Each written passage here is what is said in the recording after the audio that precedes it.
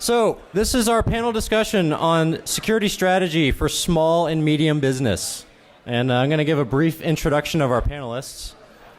First to my right, this is Jim Nitterauer. He has Twitter handles up there for you.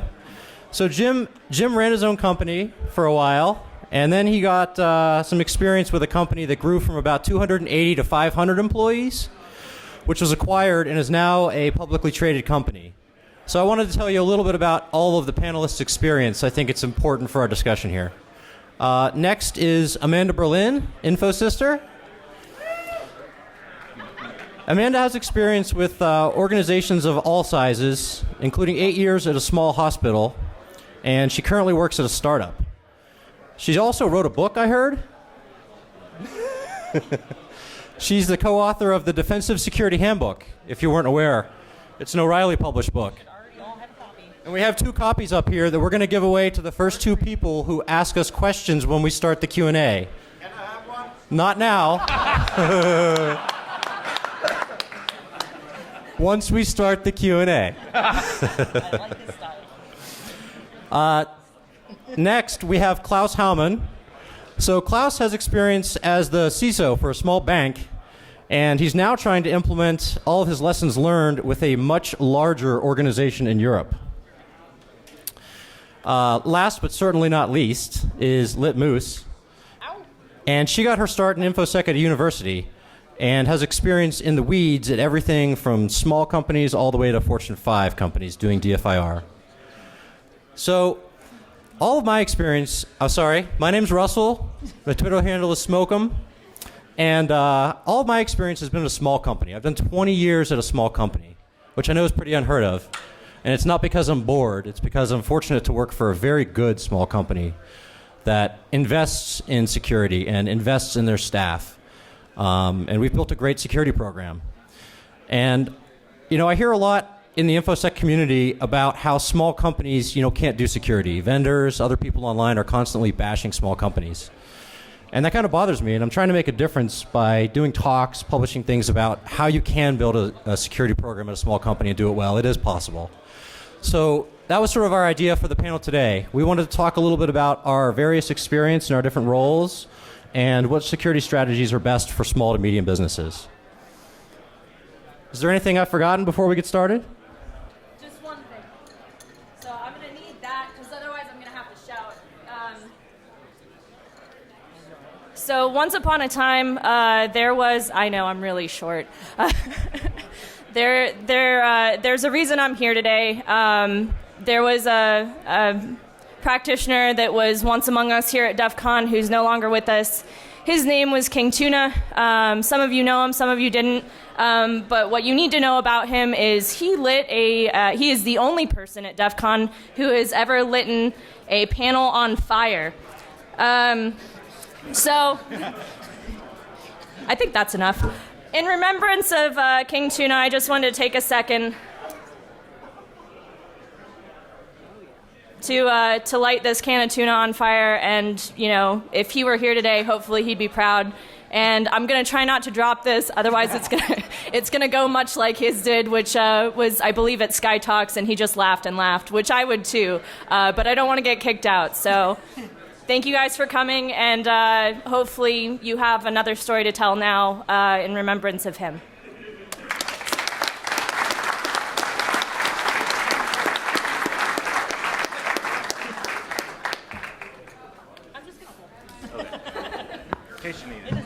All right, and that concludes our panel.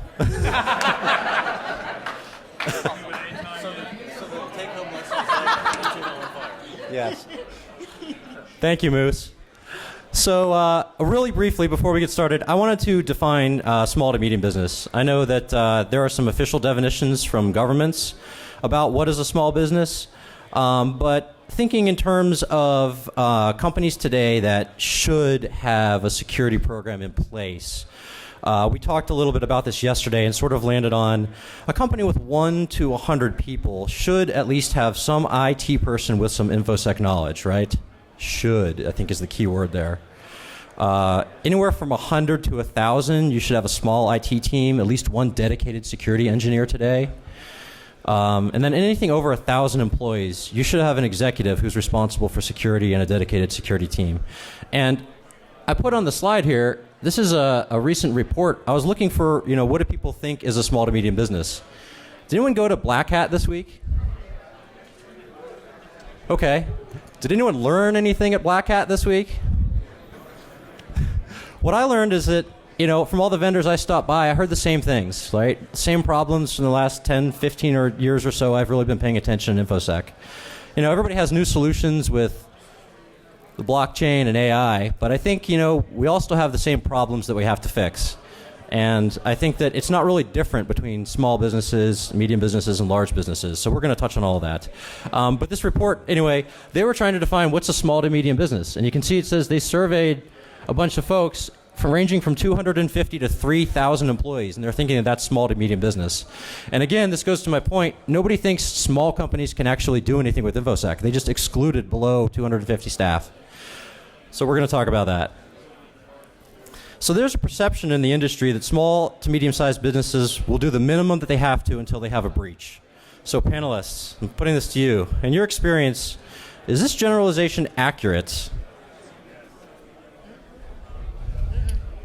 Not it. You want to go first? Go for it. Well, I can go first. From a bank perspective, you are under compliance regimes. And as long as you can tick off the compliance report items, you will be hard-pressed to get any funding beyond that. So what you need to do, if you want to do more in security, you need to do free, cheap, fast wins.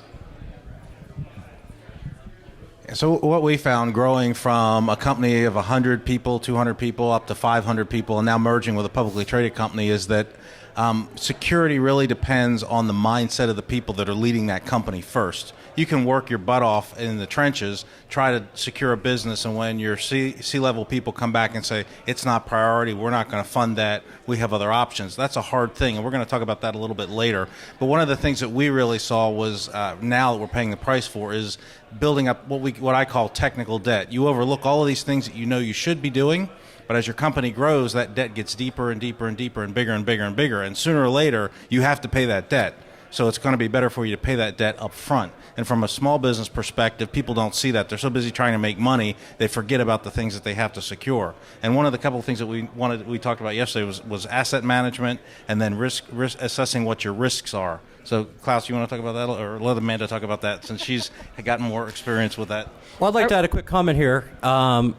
Where should an SMB start? And this is something we talked about. Jim mentioned risk assessment.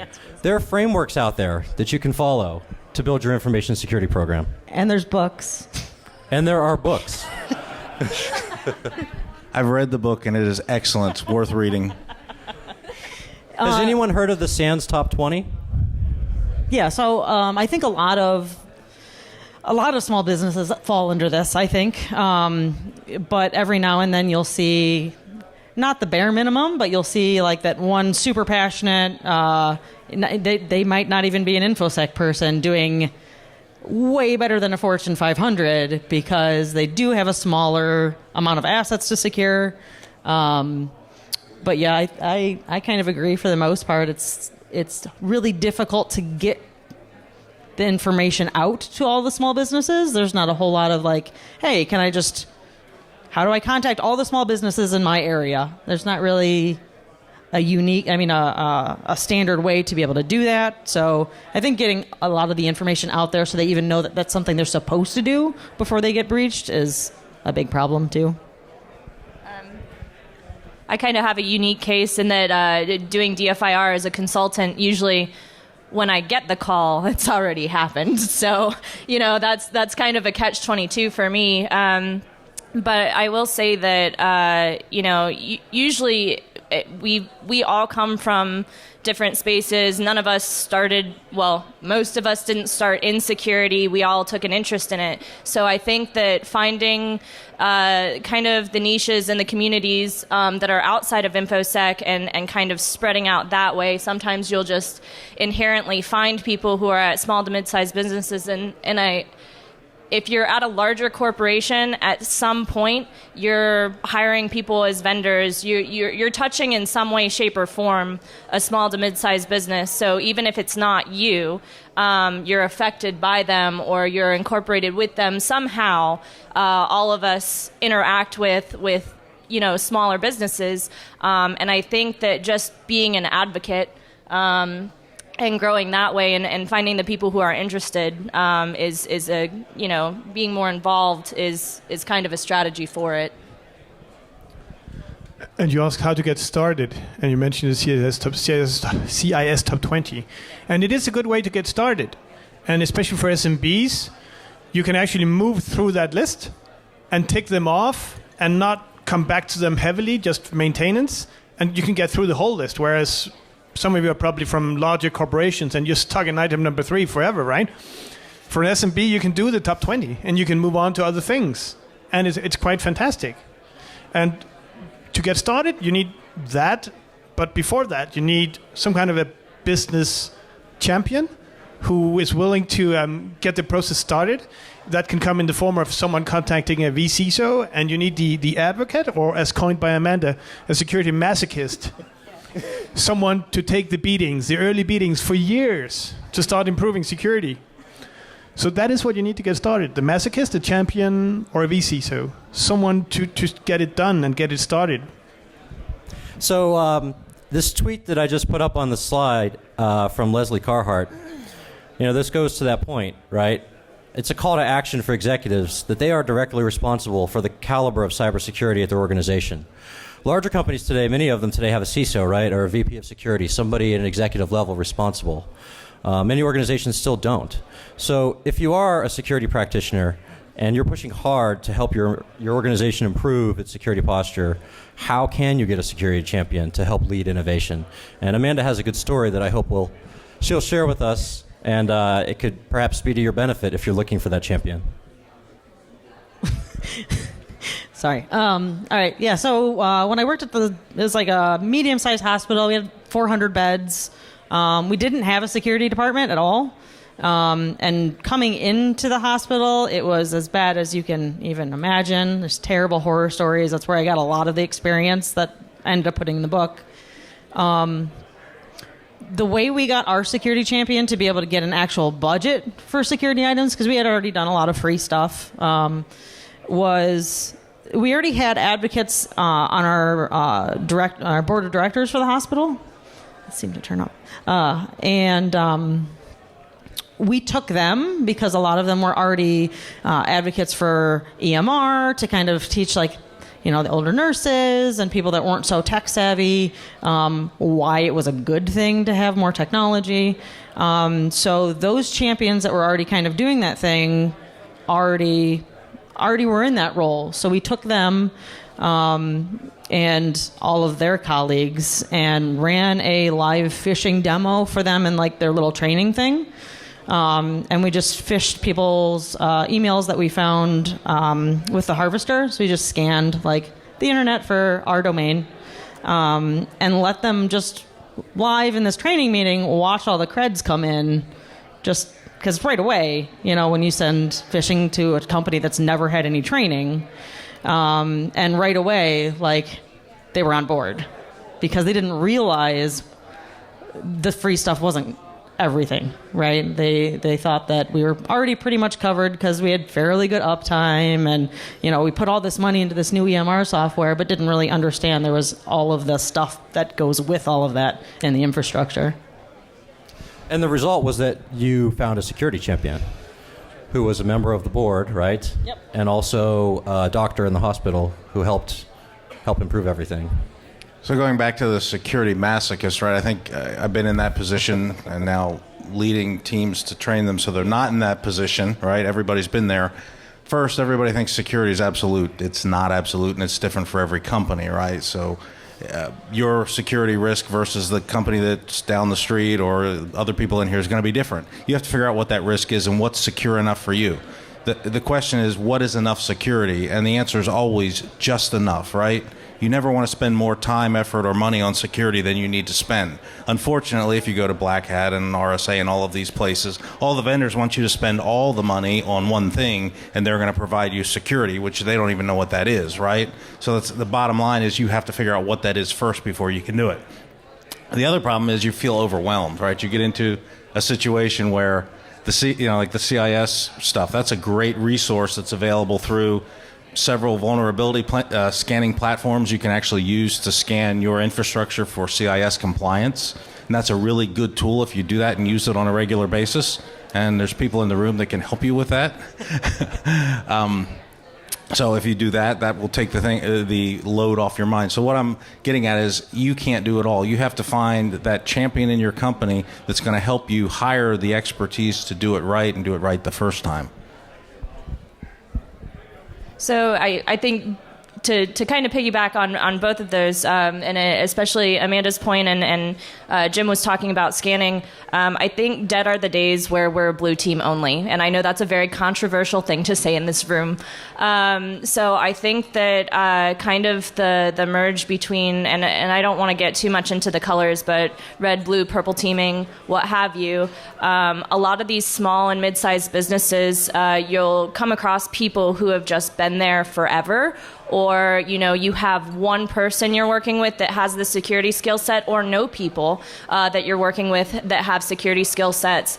And when we're trying to educate them on how to better their posture, a lot of that has to do with show and tell. And how do we show and tell? Well, we could show them artifacts, but that's after the fact that it's happened. So if we want to make their businesses better, and if we want to advocate for a better security posture, I think that coming at it from like phishing or like, showing them where their vulnerabilities lie, and giving them a real scenario where it's not an APT, it's us, and showing them where the hole is with an actual attack is an actual strategy.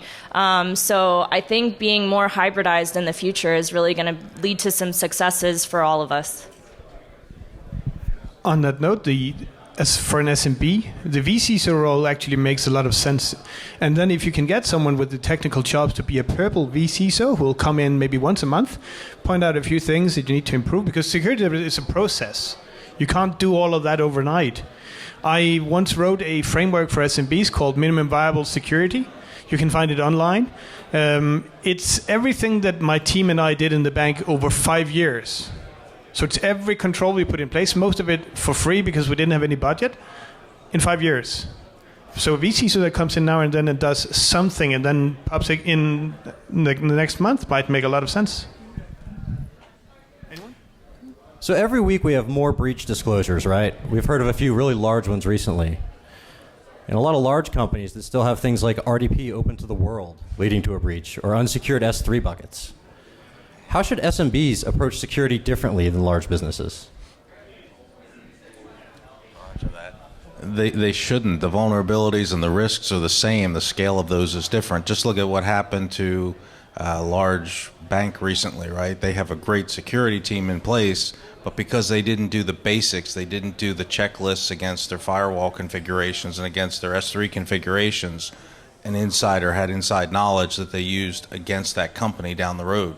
It was a simple thing to fix. It wouldn't have cost them anything hardly to do it. It should have been part of their normal processes. So think about that when you're looking at security. That's something that most people overlook, that security is pretty mundane and basic and rote, and you just have to do the basic stuff. Remember, your vendors aren't going to distribute Active Directory in a secure configuration. They're not going to send you the devices so they're set up securely. They're going to put that on you. They want the money. Then they want the money on the back end to teach you how to use it. So be cognizant of that. I'd add to that, I'd argue every major breach we've had in the past decade and a half has been because of a failure of the basics.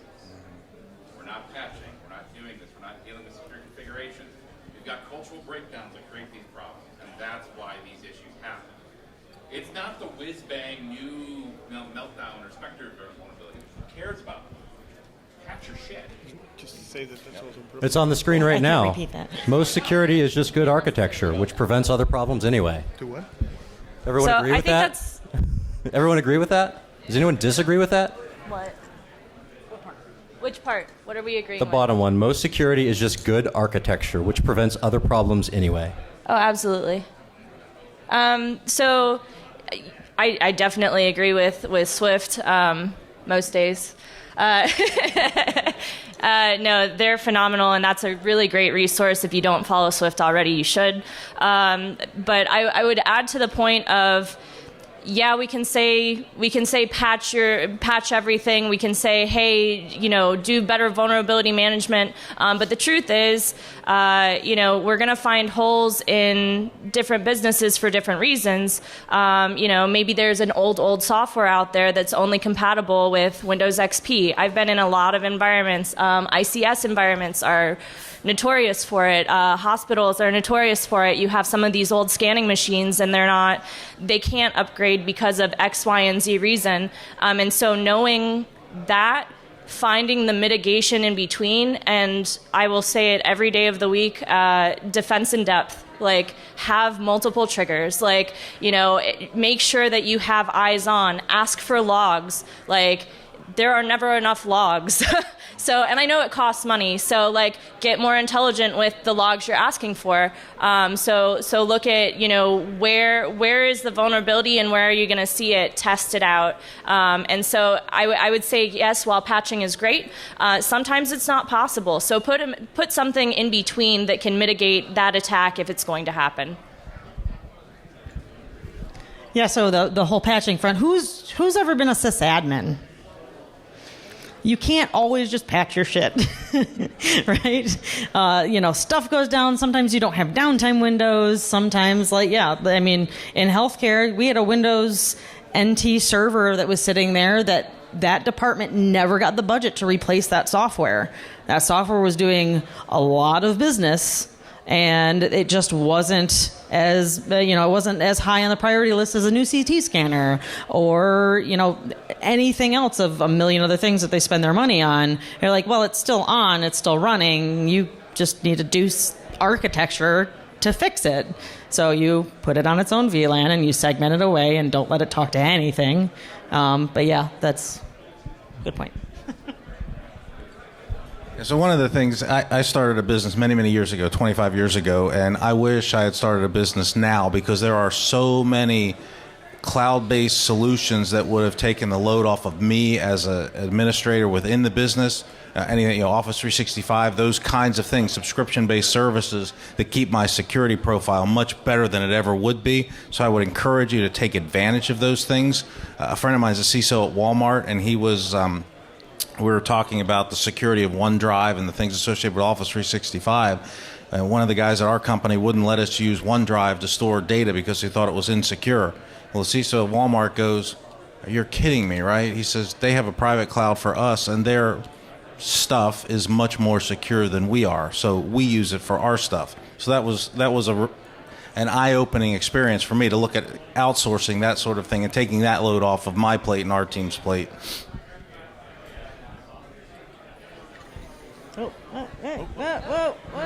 Sorry, I was trying to find a slide I want to talk about next. So what about compliance? A lot of organizations do security only because they have to meet, PCI a while ago, or today HIPAA, or GDPR. So has this helped small to medium businesses to think about and implement better security programs? I'll speak to compliance in just a second, but first, commenting on what he was saying. So for your SMB, as Amanda also was saying, you can actually segment off, you can architecture those things a way that you can't fix, which means in the whole, you can do all of the basics really, really good and better by far than any large company can ever do. With the cloud comes certain new risk profiles that did not exist before. But overall, if you go to the cloud as an SMB, you'll be more secure than you ever were before. So it has a lot of potential. And as long as you have that masochist who cares enough to find out that you shouldn't create public S3 buckets for internal documents, you'll be really fine in the cloud. On compliance, some companies only have one way to get a budget, to do anything, to hire, to replace a tool, to do refactoring of applications, and that is get some compliance dude who's doing a check anyway, give him some hints as he's doing the assessment. I'd like to see this, I'd like to see this, I'd like to see this in your final report. And the items that get put in as critical and high, you may actually get the budget to fix them. So as much as I hate it, and it's not security, some companies really need compliance. I would agree to that point and say that one of my earliest experiences in security with a university, the security team getting particularly the medical staff to be compliant was the tool they needed in order to implement security for the hospital. So compliance was actually something that we used as a tool to get a better posture, and without compliance checks, it would have fallen on deaf ears. Especially if anybody has ever worked at a medical organization and worked with doctors, it's a great tool to have. And you can usually argue for a little bit more if you want to, just to have better practices in place and kind of extend it beyond and make everything better for everybody. So how many people in the room have companies that accept credit cards? How many of you have been through PCI compliance audits? Wow. So my question as a small business is, why would you ever do that? Right? That is the hardest compliance to get. Very difficult, very expensive, and it's all about scope with that, right? So if you're building a business, you're in a small business, you're accepting credit cards, figure out a way to offload that. Companies like Chase Bank, Capital One, some of these others provide payment gateways that will integrate seamlessly within your website or whatever way you're taking credit cards, and will remove your need to be PCI compliant 100%, right? It's all about scope in that situation. But if you don't understand what that means and how that works, you're really going to open yourself up for a can of worms that you don't want to be involved in that case, right?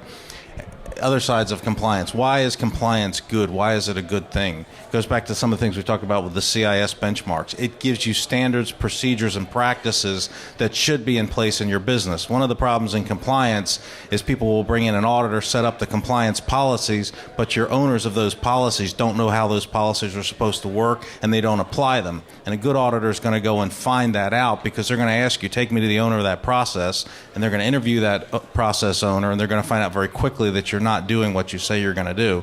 So these things are all done to benefit your business and to take the load off so that you don't have to worry about the mundane stuff and do all of that reactive stuff. You can take your time and get back to making your business grow. And so the other side of that, don't always trust your vendors that say they're compliant.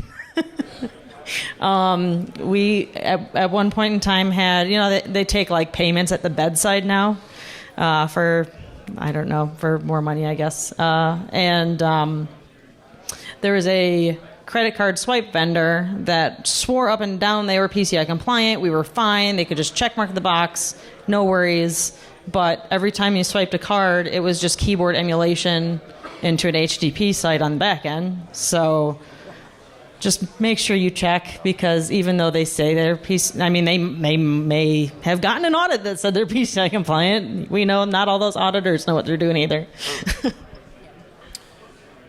So, do SMBs and large businesses have disparate threat models? We hear this a lot. Analyze your threat model, and the size of the business being a determining factor in the threat model. I don't really agree with that, but I'd like to hear what you all have to say. So, anecdotally, I was with the SANS DFIR Summit, I think 2 weeks ago now. This whole traveling thing's been a blur. I presented with some very wonderful folks from Google, and part of our war game was sitting a bunch of DFIR people down, all from different backgrounds at similar tables, and saying, accept the lowest viable, like whoever is most vulnerable at your table, that is now your security company. And we had a checklist, and everybody was coming from different size companies. We had everything as big as Fortune 5 or Global 5 to like very, very, very small micro businesses. And what we found at every group is they all had the same vulnerabilities. Everybody was kind of coming from they all had the same pain points. And I think a lot of us don't like to admit it, but if we really started talking, we would find that we all deal with the same pain. And the benefit, and I would say where it is disparate, is at a small to mid-sized business, you can get a tighter posture quicker rather than all going up the chain and getting approvals and dealing with lawyers that come with the larger businesses. So I would actually argue that while budgetary issues are a thing at smaller businesses, you're actually in a better place to get more creative with your solutions and get them implemented faster than some of the giants.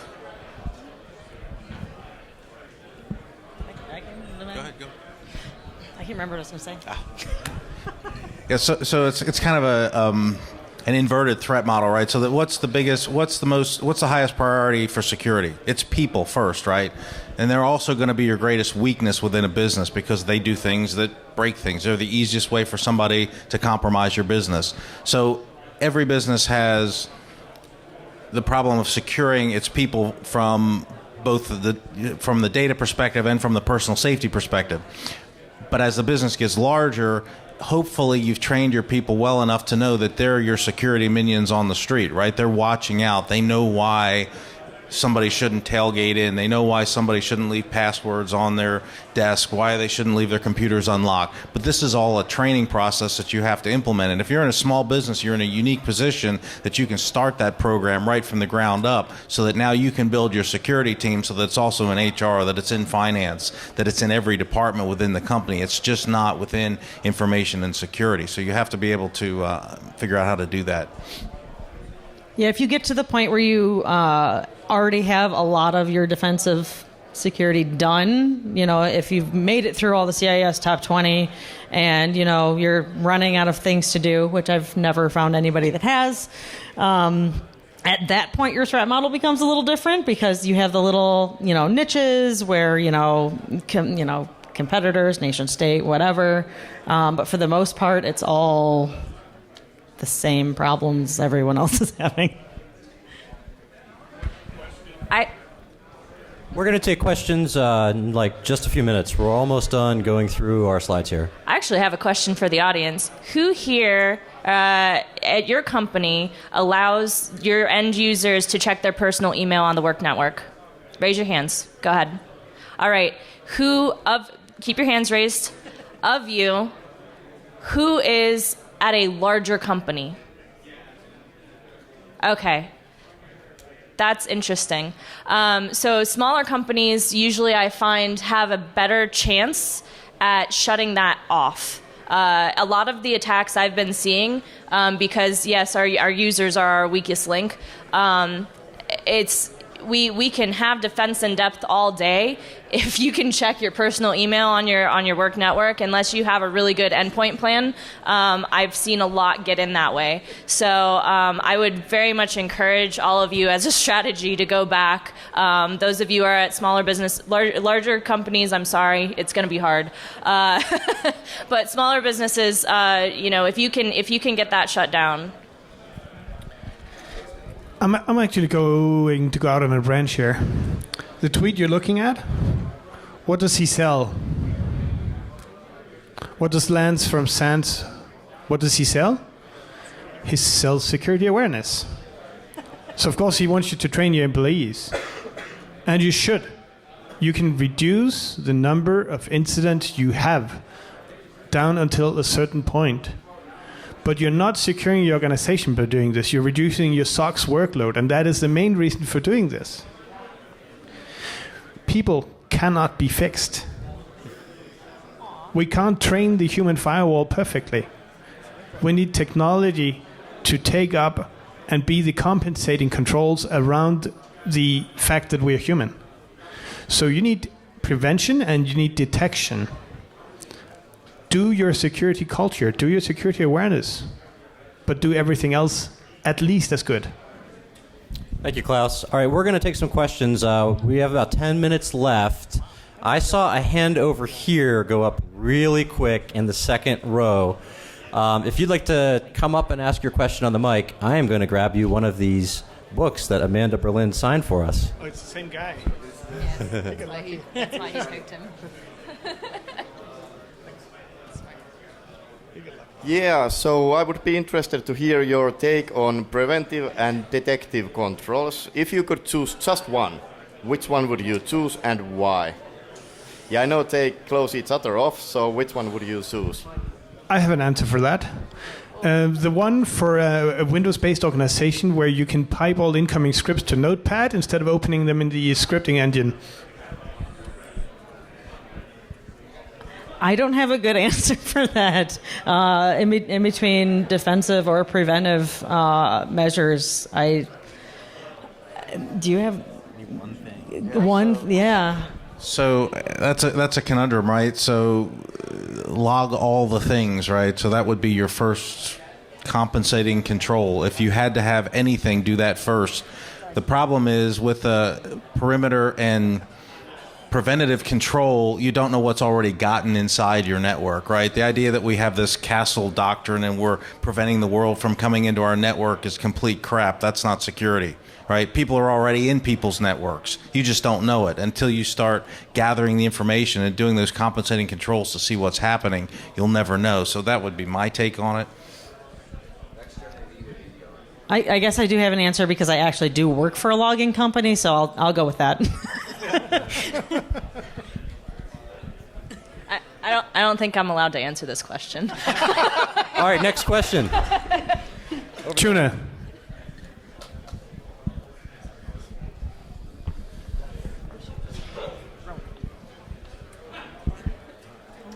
I forgot I had a cord.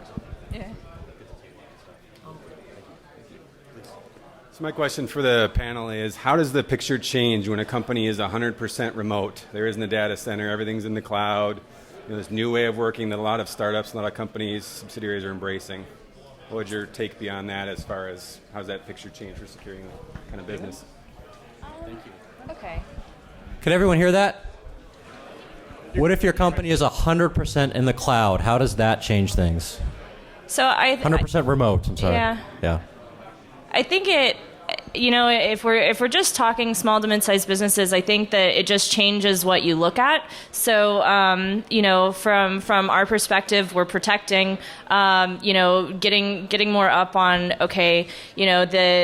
the instances we have, whether we're Google Cloud, Azure, or AWS, where are they spun up, location, are we exposing anything to the internet? It's the same questions that we're asking if people are in an office, but just different landscape.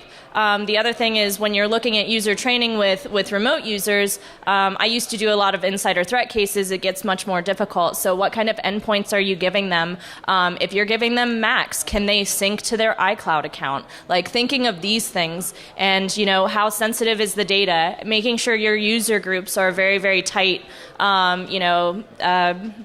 principle of least privilege. I think these things become more enhanced as we see more remote workers, just because that tendency to, if you have remote workers, to merge work life and personal life becomes much more prevalent. The list of the basics, the security hygiene things, it changes. So you need to enumerate it from scratch, but it's still there. One thing that I've noticed when you go all cloud and all remote, and I've done that for 3 years, is that the lifecycle management of employees and their access becomes hard. You need someone to have the dedicated responsibility of keeping track of who has access to what, and granting and revoking in a timely manner, automated if you can. But your threat landscape, your threat attack surface with a Chromebook, AWS, Slack, whatever infrastructure, in theory becomes much smaller. So one of the trends is going towards, instead of VPN connections back to a central point and all of those sorts of things to control networking, is more the zero trust network setup. And there were some good talks at B-Side San Francisco, not this year but last year, by some guys from Google that give you a good overview of how that works. And it's really something that I think is going to overtake a lot of these trusted networks, as opposed to doing VPN clients and those sorts of things. So you really have several things you have to look at. Where are we in the cloud? Do we own our own network? How do we control the endpoint devices? What do we allow? So it's a complex question. How do you solve that endpoint? At our company, we control what they do and how they connect to our networks, because some of our networks are somewhat old school. But at that point, we provide the devices, we provide the connectivity, we manage all of those things, the access control, very closely for them. I would say just one more thing that I forgot that I've been lit on fire with quite often is USB management. If you have a completely remote user group, they'll plug in anything. So either if you're sending them their laptops, having that disabled will save you from a lot of pain. No, I was going to bring up that. Okay. Any more questions? Yes, sir. Do you mind coming up and asking? You can ask it, I'll repeat if you want. We're going to give you a T-shirt for the question. Yep. So I'm here sort of representing NIST, and I wanted to put in a word for the Cybersecurity Small Business Corner website that NIST has published, which has a very long list of resources from all across the government and internationally. But I wanted to ask the crew here, what are the regular resources you go to, podcasts and so forth, to keep up to date and get new ideas? Yeah, I can't believe we didn't bring up NIST. I recommend it all the time. They have they have so many resources. From policy and procedure templates that you can download to just everything. I absolutely love it. I can't remember what the question was again. I hear breaking down security is really good. And NIST, and a lot on Twitter. I pay attention a lot to different things on Twitter. There's a lot of really good security podcasts out there too. I'll go ahead and plug some of my favorites. So David Cowan's DFIR lunch, all of his stuff that he does, I keep up with that. I keep up with a lot of the SANS folks for educational materials. To keep up with vulnerabilities, honestly, I still go to Twitter for everything. I find it usually first there, and having a good network there. And then for Intel, if it depends on what you're looking at, I still very, very much advocate, if you don't know what it is, go through Passive Total first, rather than tip your hat. But otherwise, those are the main ones. I must admit that I keep up with the Breaksake podcast on a regular basis. I also listen to the Purple Squad podcast with John's Not Here. That's his Twitter handle. I use Twitter for keeping abreast of anything that's going on. I use Peerlist when it's something I don't need urgently, where it will be elaborated over time by a large community that will make the answers better and better. And I don't use LinkedIn at all. It's poison to me. So one of the things you can use too is the thing you're at right now, right? There's some amazing people here, and everyone that I've met is very friendly, and you never know who you're going to meet. Ask questions. You can't know it all, but you meet people here. You'll get to be friends with them, link up with them on Twitter, LinkedIn if you want to. For some people, they use it, some don't. It's a pain in the ass because salespeople troll it and will call you, but there's also a lot of good contacts in there. But use those contacts, because for me, the networking that I've developed with people has been just irreplaceable. I couldn't have done what I've done at my job without the people that I've gotten to meet at these different events. So, thank you, Jim. I think that's an excellent note to end on. I would agree 100%. Actually, you stole my answer. Participate in the community. Participate in your community. Attend conferences. Most major cities now have a B-Sides conference. If you don't, there's probably one not too far away. Go there and learn. So I think we're done. We're out of time, but we'd love to hear more from you. We'll be around. Please feel free to come ask questions.